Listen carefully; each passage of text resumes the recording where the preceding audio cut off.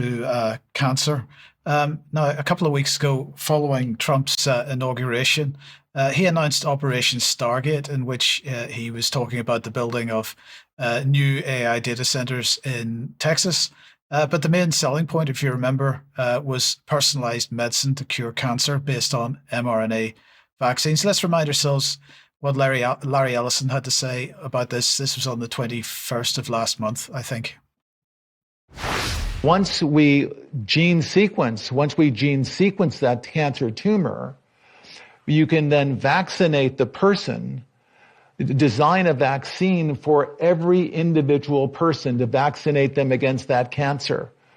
And you can make that vaccine, that mRNA vaccine, you can make that robotically, again using AI, in about 48 hours. So imagine early cancer detection, the development of a cancer vaccine for your particular cancer aimed at you, and have that vaccine available in 48 hours.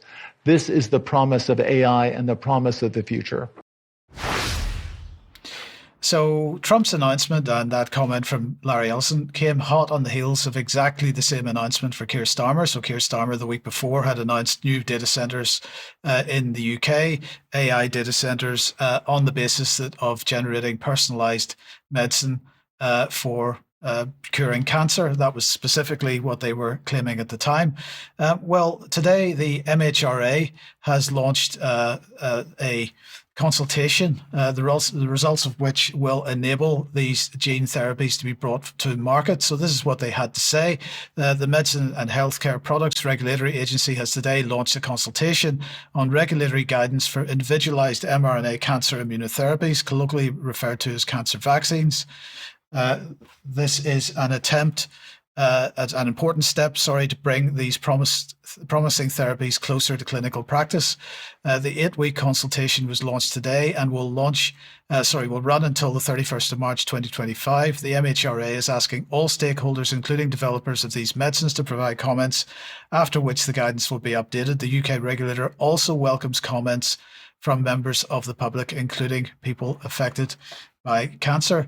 Now, June Rain then had this to say. So she said, as an enabling regulator, this is my emphasis, by the way, we do not wish to keep patients waiting unnecessarily for important new medicines such as personalised immunotherapies. What do you think? Well, it's got to the point really where one wonders why they bother with the charade at all. I mean, why don't they just stick everything out there and give no announcements whatsoever? But no, I mean, the sort of the revolving door of take one drug in order that you can take another. And, one has to ask the question, well, if Larry Ellison's saying, we'll cook one up for you in 48 hours, presumably you have to have another one sort of 48 hours after that, and then another one, and then another one. I mean, that seems to be the direction of travel on all these things. Well, maybe we should introduce the two most recent articles by Dr. Mike Williams on the UK Column website. This one, COVID Vaccines and New Mechanisms of Serious Pathology, was published today, and previously COVID Vaccination and Cancer.